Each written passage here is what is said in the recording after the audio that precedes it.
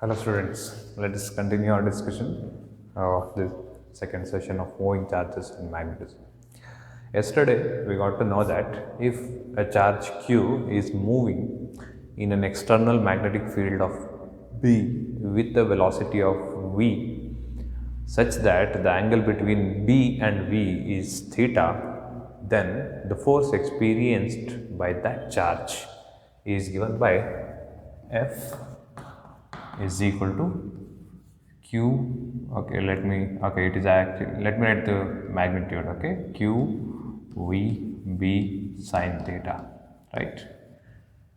And expressing the same force in vector form, it is Q of V cross B, right? Now, from this expression, when do you think the force on the charge is maximum? When both the charge and the angle, both the charge, all of this charge, velocity and magnetic field are set. The only factor that we can change is theta, the angle between V and B, okay? The angle in which the charge is thrown into the field. So, if theta is the only factor left, then we can observe maximum force. Obviously, you all know that when does sine theta becomes maximum? When theta becomes equal to 90 degrees and sine theta becomes equal to 1, which is the maximum value, right? So, the magnitude of, when it comes to magnitude of force, F maximum is given by QVB, sine theta becomes 1. This is the condition for maximum force, or this is the value of maximum force when theta is 90 degree, right? At the same time, the charge does not experience any force, which means zero force, which is the minimum force experienced by the charge. When does this happen? This happens when theta is equal to 0 degree. Now look at this. When I say there is maximum force, the condition must be the charge thrown into the field. Say this is the field, okay? This is the field B. If I throw the charge into the field with a velocity, certain velocity V, so that the direction of velocity is perpendicular to the field.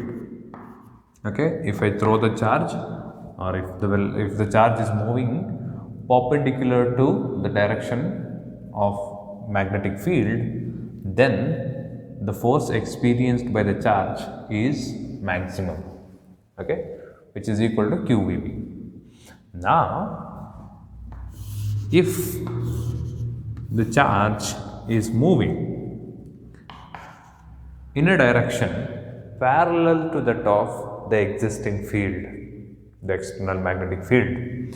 So, this is the external magnetic field set, and if you have a charge moving in the same direction or even in the opposite direction, okay, either parallelly or anti-parallelly with the external field, in that situation theta becomes equal to 0 degree or 180 degree. In both the situations, sine 180 and sine 0 are 0, and hence the charge will not experience any force, okay. So, in both of these two situations, the charge will not experience any force. So, this is the condition for the minimum force experienced by the charge. Now, what are the different conditions for the minimum force experienced by a charge, by a body in general? Let us consider.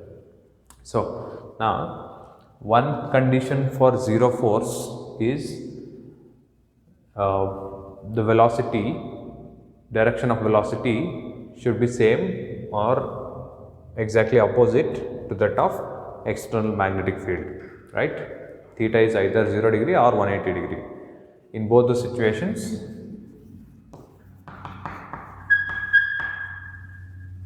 force is 0. The charge will not experience any magnetic force. So this is the condition where the charge is moving in the field but not experiencing any charge. Okay, when it is going parallel or anti-parallel to the field. Now the other conditions are when q is equal to 0, which means if you throw or if you move, make a body move in the magnetic field, and the body is electrically neutral, it is neither positively charged nor negatively charged.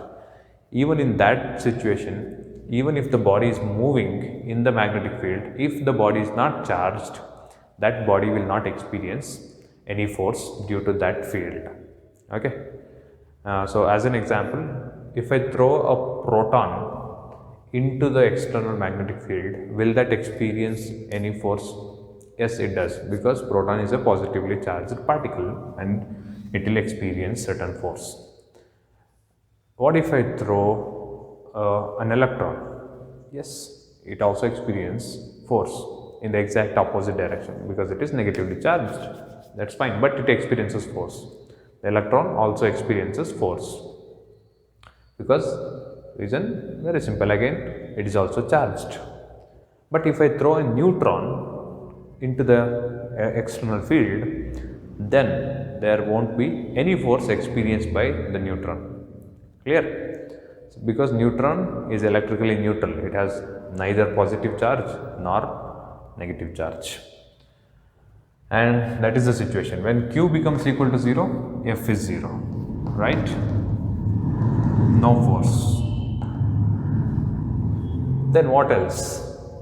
Even when V is equal to 0, force is 0, right? Which means this is a situation, condition which we have already discussed. Instead of moving any charge, either positive or negative, if I simply keep the charge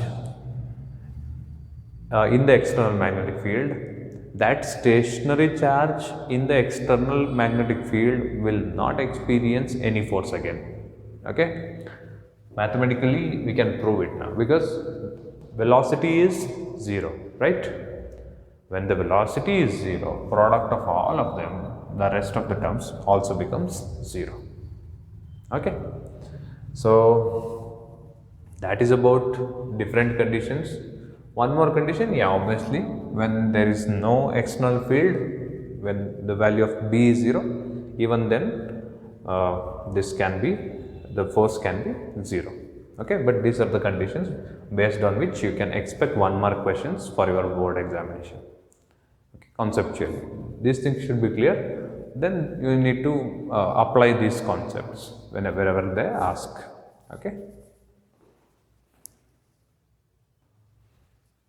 Yesterday, I mean in the last session, I introduced a new unit for for the quantity magnetic field, right? Because the unit is new for you and it is the unit of magnetic field, which is Tesla, right? And whenever we introduce new unit, there and all, we need to define that unit. Right? Do you remember we defined resistance, we defined capacitance? So, in the same way, we are going to define 1 Tesla now. Okay? So, Tesla is the unit of magnetic field. Okay? And now we are going to define 1 Tesla. How do we define that? From the formula of force experienced by a moving charge in the magnetic field. What does the formula say? Force F is equal to Q V B sine theta, right?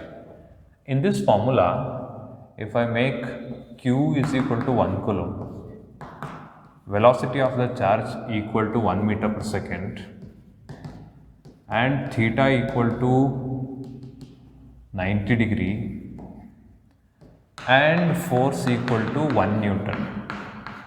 When all of them are put together into this expression, then B becomes equal to 1 Tesla, right?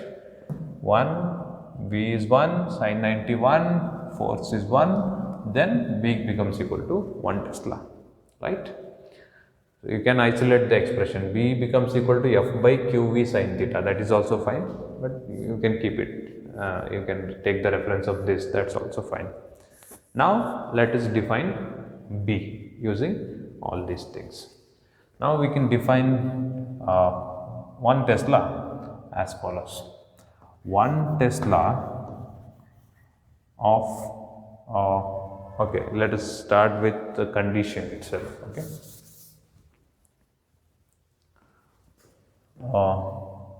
if a charge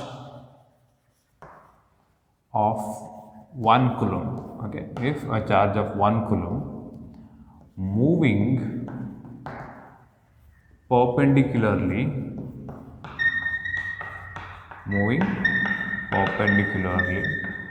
or perpendicular to the magnetic field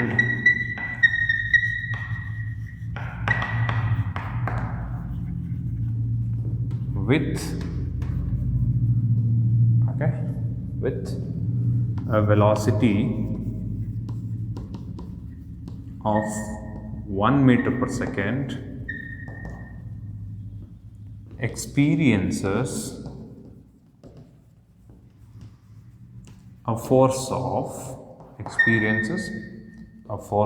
because velocity is done, experiences a force of 1 Newton, then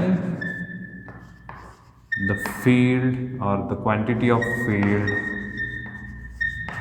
magnitude is the other technical word which we can put in, then the magnitude of, let me keep it precisely, external magnetic field set. Magnitude of external magnetic field, okay, is said to be 1 Tesla. Okay, does that make sense? Now we need to define 1 Tesla, right? So we should put all these factors in and make a proper sentence. If a charge of 1 coulomb moving perpendicular to the magnetic field, okay, which means theta is 90 degree, Q is 1 coulomb, two factors are covered, perpendicular to the magnetic field with the velocity of 1 meter per second, third factor velocity 1 meter per second covered, okay, with the velocity of 1 meter per second, experiences a force of 1 Newton, force equal to 1 Newton. If it experiences a force of 1 Newton, then the magnitude of external magnetic field is said to be 1 Tesla. Okay, this is the definition for 1 Tesla. So now let us move ahead. Okay, now so far what we discussed is about the force experienced by a moving charge in magnetic field, right? But if the same region, if the same space has also got electric field, if it also has electric field, then that moving charge will experience both magnetic force and electric force, right? Just try to imagine, okay? Somewhat like the situation is like this, okay? Here I have placed north pole of a magnet and here south pole of a magnet. So what kind of magnetic field do you expect? You expect a magnetic field to be like this. So this is B, the magnetic field set, which is capable of applying magnetic force on a moving charge in this space. Clear? Now, if in the same space, say I have a positively charged plate here,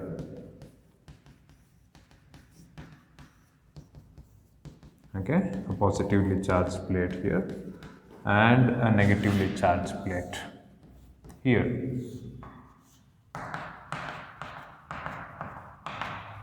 Now what should happen?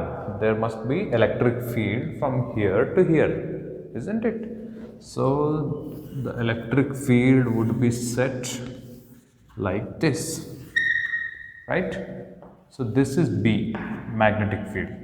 And due to the presence of these two charged plates, now we can expect certain electric field here, right? And in this kind of situation, if I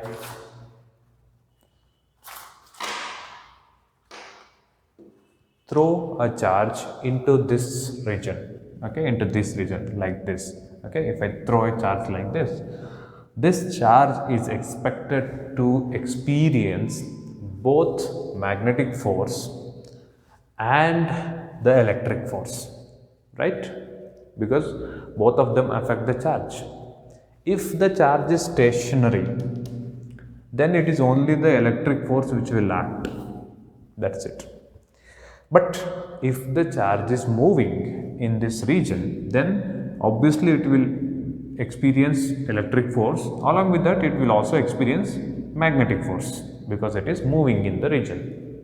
So in this kind of situation, a charge in a region with both magnetic field and electric field will experience both the forces. And that kind of force, the force experienced by a charge in the presence of both electric field and magnetic field is called Lorentz force. Okay, very simple. We are bringing in two forces together on a charge.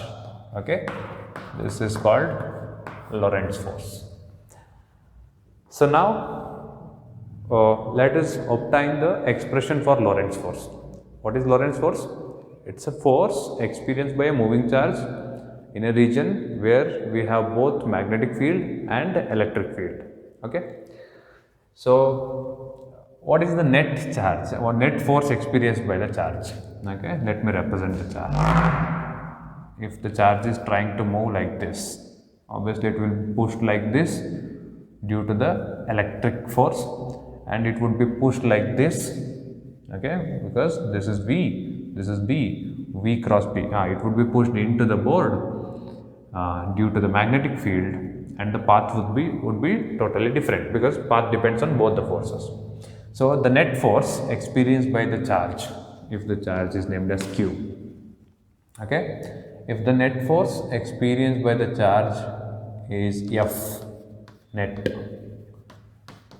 which is equal to, because force is a vector quantity, now how many forces are acting on the charge? Two forces. Which are those? Electric force and magnetic force. So we need to take the vector sum of electric force and magnetic force on the charge, right?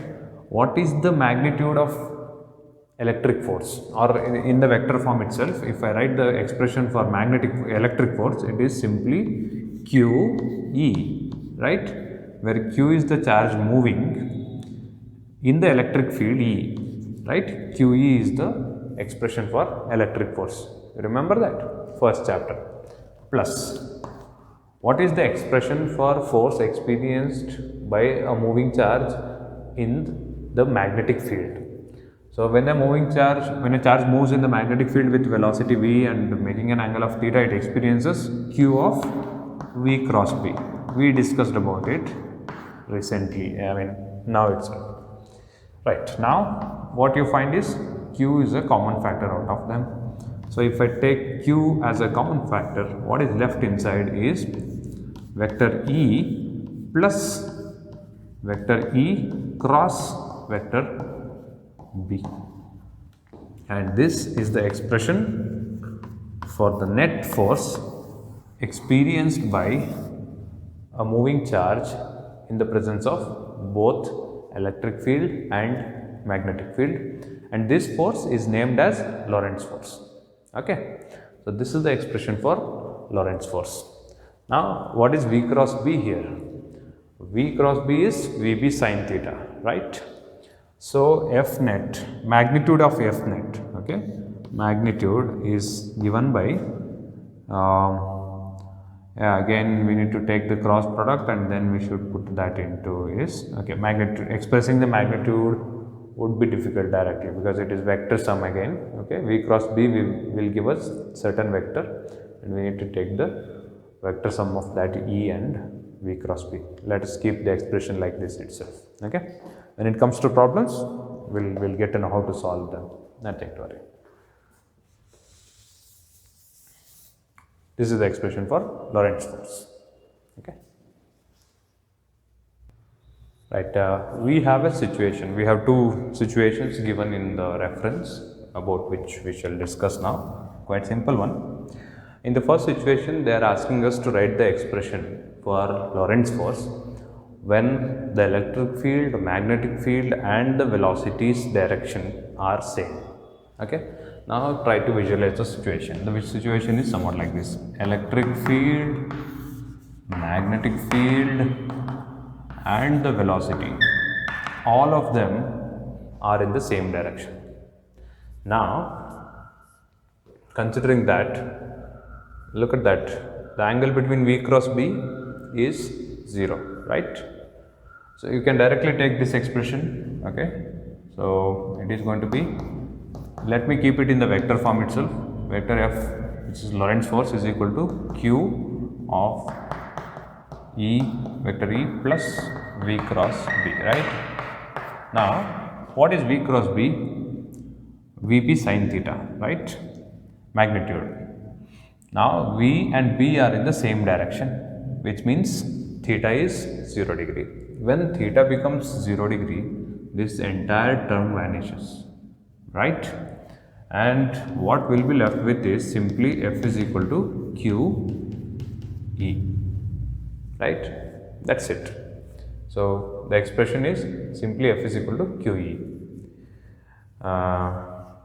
for this. Okay, in the reference what they have given is only the magnitude part. Here I have given both the direction and magnitude.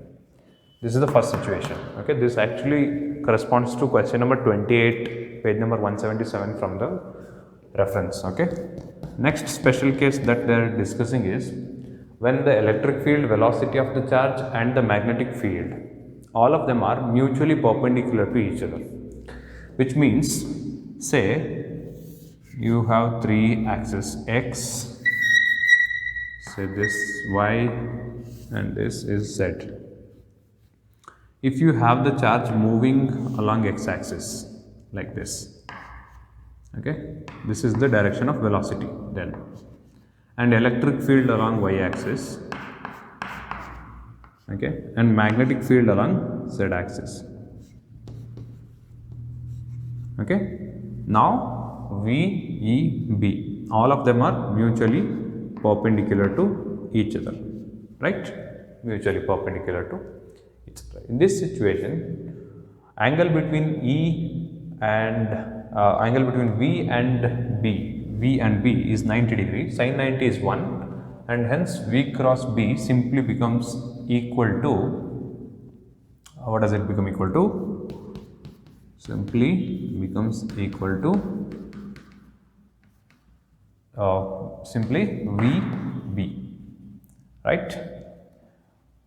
VB sin 90 is 1, right? Because V cross B is like this, that's why sin 90 is 1 and it is VB. Now what is the direction of this? This is the magnitude of V cross B. Look at the direction, see, this is V and this is B. So what we need is V cross B, okay? Observe carefully, V cross B, because this z-axis is somewhat like coming out of the board, okay? So V cross B is downwards like this, right? So this is, what is this? This is the direction of magnetic force, right? Now keeping the charge at the origin, direction of electric force would be exactly opposite, which is Fe, okay? So I think it's better if I go with the approach of vector sum of forces itself, okay? Now the total force F net is vector sum of electric force and magnetic force, right? Now look, what is Fe? It is QE, right? Q vector E, or you can keep it QE. But now look, the main concept is Fm or magnetic force is exactly opposite to electric force. So they get subtracted.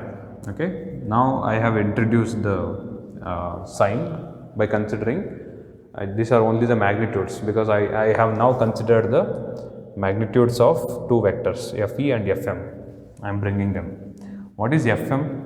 Fm is Vb sin theta, right? Magnitude of Fm, Vb sin theta. Theta is 90, so it is simply Vb, right?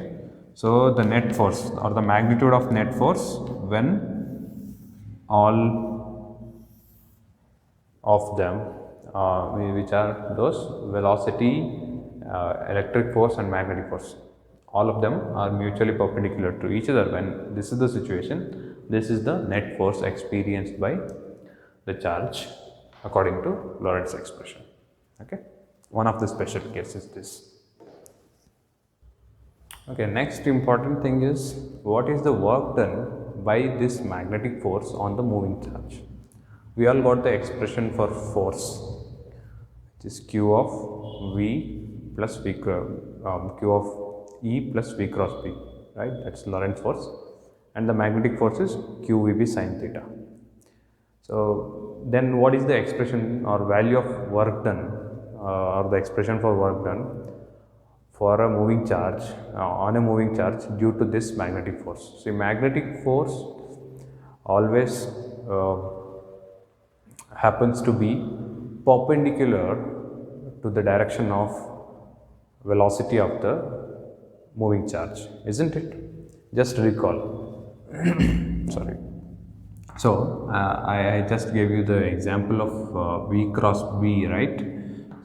You assume that this is V, velocity, and you have a magnetic field like this. Okay. Now this is the direction of V, and the magnetic field is going into the board, right?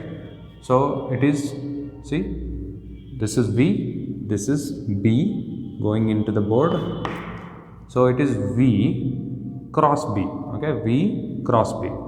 What is the direction of force? Like this. This is the direction of force, right? And if you take V here and B here, right? If you say B is like this, then V cross B. What is the direction of force? Direction of force is out of the board in this situation. So for here, the direction of force is like this, which is perpendicular to velocity. See, this is the situation which is not restricted to this particular situation, this particular case. See, you consider any direction of velocity. Say you have a charge moving in this direction in the same field.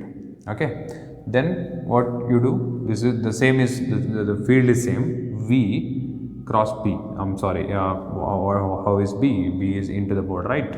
So this is V. Okay, V cross B. V cross B. So this is the direction of force. So in any situation, the velocity of the body is like this, and the force is like this here, and here it is also like this. You can observe that in any situation of magnetic force, the direction of velocity and the direction of magnetic force are perpendicular to each other. Okay, clear with that? So they are always perpendicular. Now what does it mean? See, you have the direction of velocity like this. What is the direction of displacement and velocity? They are same, right? Because the expression for displacement is given by, what is the expression for displacement? Velocity. V is equal to dx by dt, or sometimes ds by dt, rate of change of displacement, right? This is a scalar term, time. So we will have the same direction of displacement and change of displacement, okay, and this displacement, change in displacement, delta s by delta t is also what we take, okay. This will also have the same direction of velocity. So for a small displacement happening here from here to here, the displacement and the force are perpendicular to each other, okay. Displacement and force are perpendicular to each other. What is the expression for work done? Expression for work done is F dot S, right? So which is Fs cos theta. What is theta in this situation? Force and displacement are happening, that's true, but what is theta? Theta is 90 degree, right? When theta becomes equal to 90 degree, cos 90 is 0. So work done is 0. Clear? So mathematically now I have proven that the work done by the magnetic force on a moving charge is always 0. Always 0. Okay. This is similar to another case. Okay. Let me give you the example of gravitational force and the displacement of body in gravitational force. If I move a body in this way, which is horizontal to the ground level, okay, like this, then during the movement, what is the direction of displacement or direction of velocity? Like this, right? Agree? Okay, like this. Now, during the same displacement, what is the direction of gravitational force on this? Direction of gravitational force is downwards, right? This is V or this is S and this is the direction of force.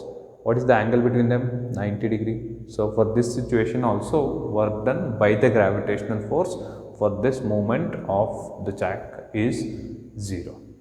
Okay, the same condition applied here. The direction of displacement and the angle between displacement and force, magnetic force, is always 90 degree. Always 90 degree. You can check that.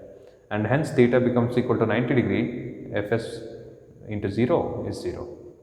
So work done by magnetic force is always 0. Okay. In the last session, we saw that the basic Oersted experiment where the current carrying conductor deflected the magnetic needle, right? The reason for that, we discussed all those theory parts regarding that, and we came to the conclusion that a current carrying conductor is capable of producing magnetic fields around it, right? And the direction of current is given by thumb and the direction of magnetic field is given by the 4 fingers like this, right? This is the situation. And now, if the current carrying conductor can produce a magnetic field, what if I bring another magnet close to it? A permanent magnet like a bar magnet. Okay, if I bring a bar magnet close to this current carrying conductor, this current carrying conductor has its own magnetic field. The bar magnet that I am bringing close to has also got its own magnetic field. When you have two magnetic fields, they will interact and produce force. So a current carrying conductor experiences force in the presence of external magnetic field. Okay, that bar, the phenomenon of bringing bar magnet close to the current carrying conductor itself is applying external magnetic field. Okay, so now we shall derive an expression. Okay, there is a small derivation for that. Let us do it. Okay, this is expression for current carrying conductor or for force experienced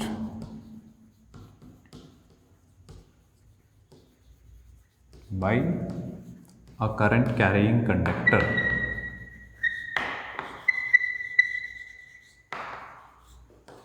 okay, force experienced by a current carrying conductor in the presence of external magnetic field.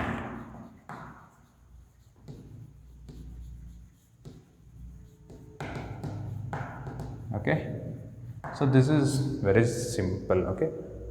If again one approach of understanding this physically is, as I say, a current carrying conductor can produce magnetic field, external field comes, both of them interact, and hence it can experience force. And the other way of approaching it is, if a moving charge can experience force due to the external field. Okay, if a moving charge can experience, because we have already derived the expression for that, right? A moving charge in the external field can experience certain force, F is equal to QVB sin theta.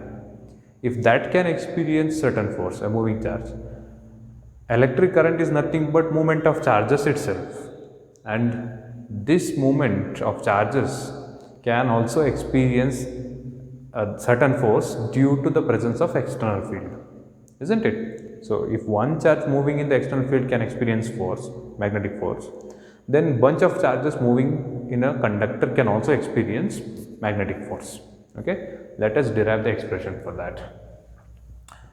Before that, let me assume this is the conductor where we have the current flowing in this direction, and let L be the length of the conductor. Okay, let L be the length of the conductor on which we are applying the magnetic field. Okay, so this part is not experiencing any magnetic field, this part is not experiencing any magnetic field. If this is the situation, then this should be the length of the conductor which should be chosen to get the final electric field. Okay, remember that. If I apply magnetic field to the entire length from here to here, okay, then the total length shall be considered for the magnetic force.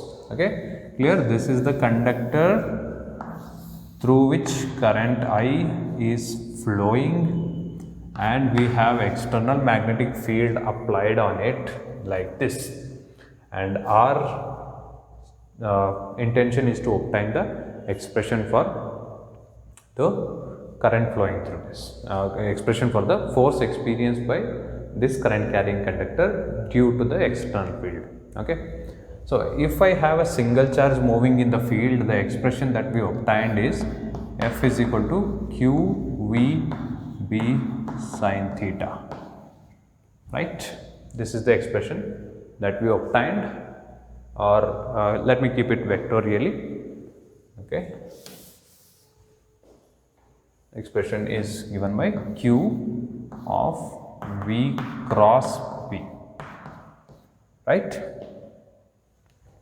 And now what is this Q? Q is the total charge moving in the magnetic field, which means now I should take the total charge in the entire length of the conductor from here to here. I need the total charge that is moving, or the electrons, total charge of the electrons drifting inside the conductor. I need the total charge from here to here. According to the considerations, L is the length of the wire, A is the area of cross section of the wire, and N is the electron density. You remember electron density, or number density of electrons? Number of electrons per unit volume. Okay, N is the number density of electrons for this wire. Then the total number of electrons.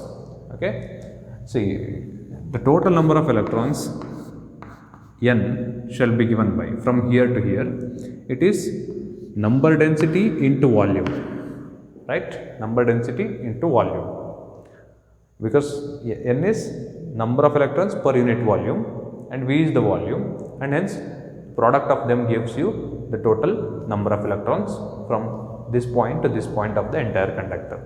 Okay, right. Now what is V? V is area into length, NaL.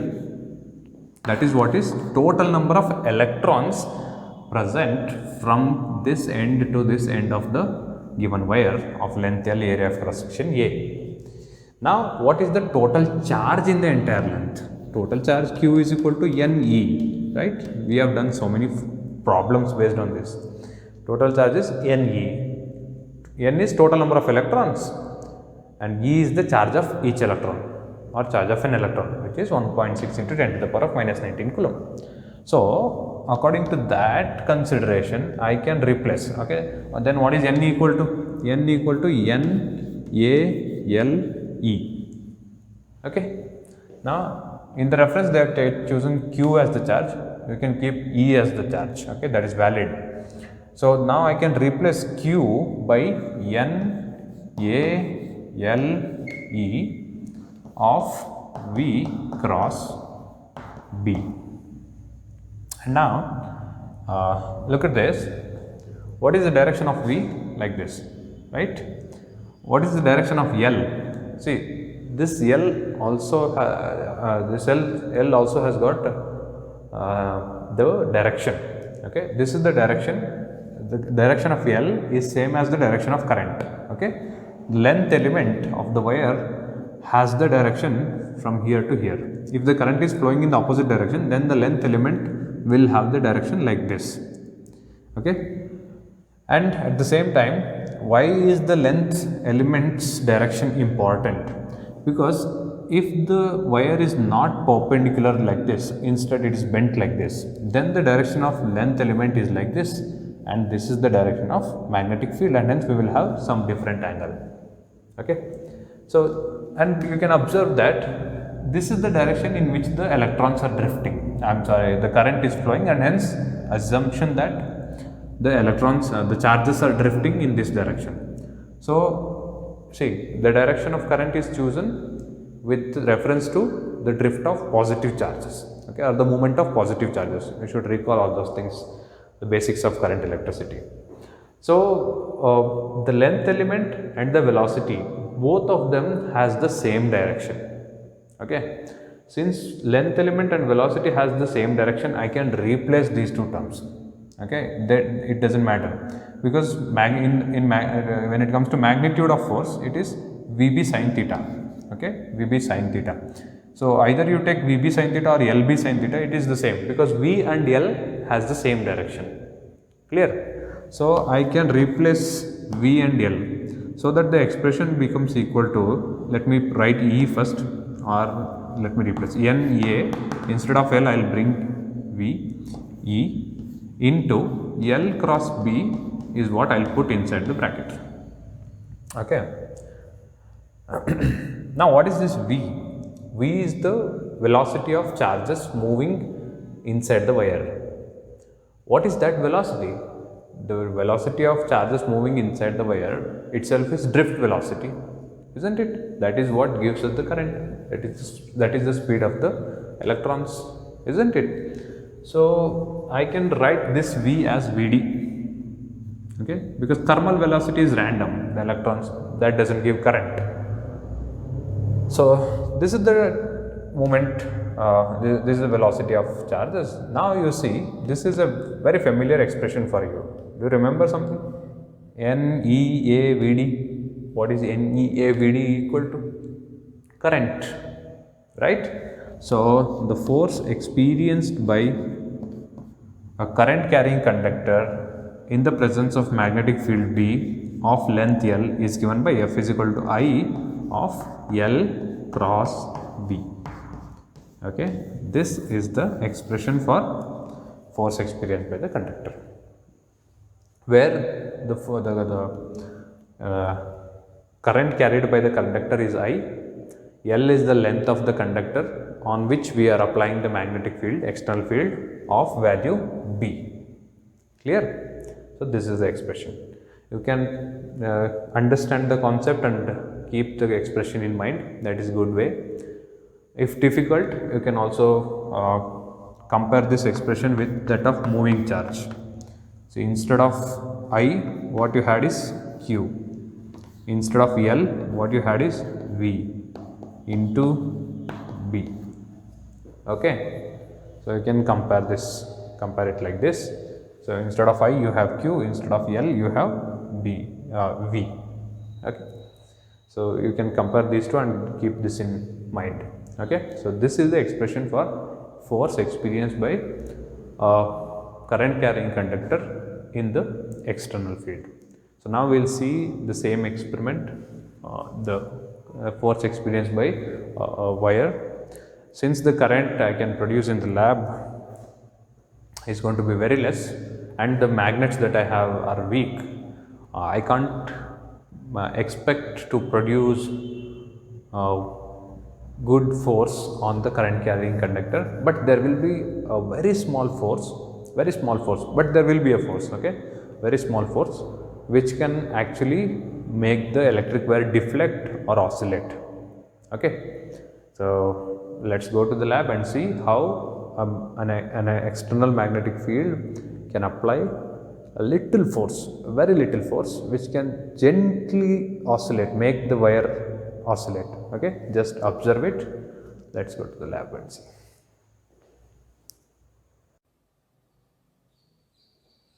So dear students, now this is a magnet. If I hold this magnet close to the wire, this can produce good magnetic field here, right?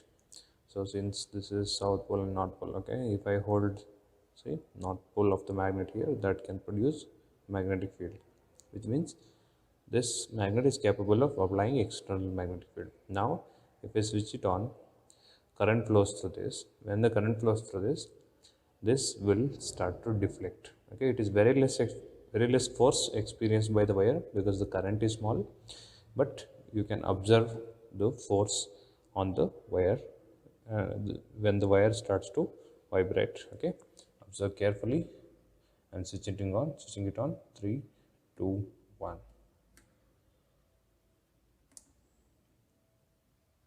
Okay,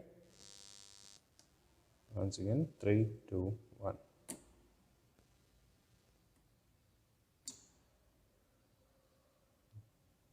Okay, you might be thinking that it is due to the vibration. You can see when the magnet is not there. No, it is not due to the vibration. It just oscillated or vibrated. It is due to the presence of magnet.